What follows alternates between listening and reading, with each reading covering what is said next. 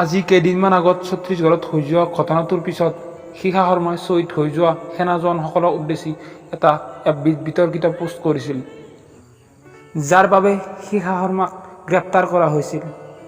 এই ঘটনা সন্দৰ্ভত কাশ্মীৰৰ পৰা সেনা জোৱান এজনে শিখা শৰ্মাক কি প্ৰত্যুত্তৰ দিলে শুনক।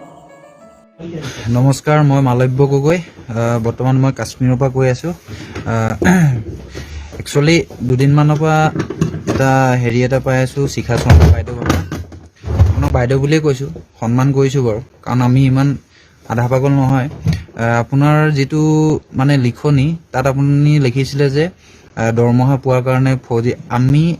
আপুনি এইটো নাভাবিব যে আমি দৰমহাৰ কাৰণে অকল দেশৰ কাৰণে আছোঁ। আৰু এইটো মই গ্ৰান্টি দি ক'ব পাৰোঁ, আজি এইটো মুহূৰ্তত অসমত হাজাৰ হাজাৰ ল'ৰা এতিয়াও এনেকুৱা আছে যি নেকি বিনা দৰমহাত দেশ সেৱা কৰিবলৈ, আমাৰ মানে ফৌজত আহিবলৈ এতিয়াও মানে আগ্ৰহ। তেওঁলোকৰ পইচা নালাগে, তেওঁলোকৰ এইটো দেশ সেৱাৰ যিটো দেশ প্ৰেম নহয়, এই বস্তুটো আপুনি বুজি নাপাব। আপোনাৰ এইটো যদি এচি ৰুমত থাকি এইটো অকণ বেয়া হৈছে নহয়, আপুনি অকণমান ডক্টৰৰ ওচৰত গৈ পেলাই দেখাই আহিবগৈ। আপুনি সেইকাৰণে এচি ৰুমত থাকি আপোনাৰ আইচ জমা হৈছে, সেইকাৰণে অলপ কাম নকৰা হৈছে। আপুনি আহিব, মই কাশ্মীৰত আছোঁ। কাশ্মীৰত কেনেকৈ কিমান কষ্টত আমি ডিউটি কৰি পেলাই কেনেকৈ কৰি পেলাই থাকোঁ, আপুনি হয়তো নিউজত দেখিছেও। কিন্তু আপোনাৰ এইবিলাক পলিটিক্স নকৰিব। ফৌজক লৈ পলিটিক্স কৰাটো ভাল কথা নহয়, কাৰণ ফৌজ কোনো এটা পলিটিক্স পাৰ্টিৰ লগত নাথাকে, আৰু আমাৰ কাৰণে সকলো দেশৰ সকলো সমান। গতিকে আপোনাক মই এটা কথা কৈছোঁ, আপুনি যিটো কথা কৈছে ন, এইটো কিন্তু বহুত ভুল কথা কৈছে, গম পালে?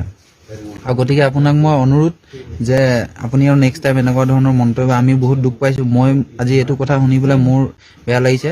আৰু আপুনি যদি মোৰ লগত কিবা ফেচ টু ফেচ কথা পাতিম বুলি ভাবে, তেতিয়াহ'লে আপুনি মোৰ ফেচবুক ID মালব্য ফৌজি বুলি এটা আছে, মালব্য বুলি আছে। মোৰ ঘৰ গোলাঘাট কাজিৰঙাত। আপুনি মোৰ লগত কথা পাতিব পাৰে, গম পালে? আমি দৰমহাক লৈ ইয়াত আছোঁ সেইটো বুলি নহয়, আমি দেশৰ কাৰণে নিজৰ জীৱন ত্যাগ কৰিবলৈ আমি বিনা পইচাত আমি সাজু হৈ আছোঁ, আৰু এনেকুৱা হাজাৰজন আছে।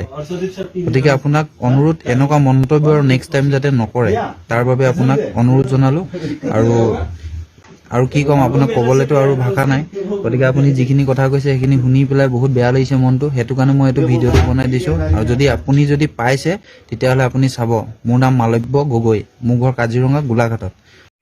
যদি ভিডিঅ'টো চাই ভাল লাগিল, এটা লাইক দিব, আৰু যদি আপুনি আমাৰ চেনেলত নতুন হয় তেনেহ'লে চেনেলটো ছাবস্ক্ৰাইব কৰি ল'ব।